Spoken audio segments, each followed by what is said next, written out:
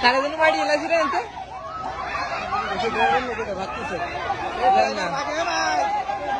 এই গাড়ি ড্রাইভার কো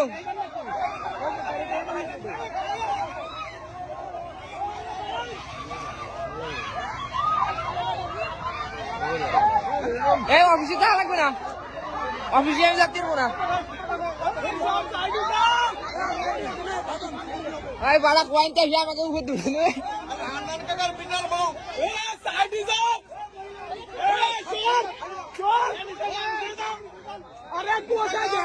গাড়ি দম করে লাগাই দিচ্ছে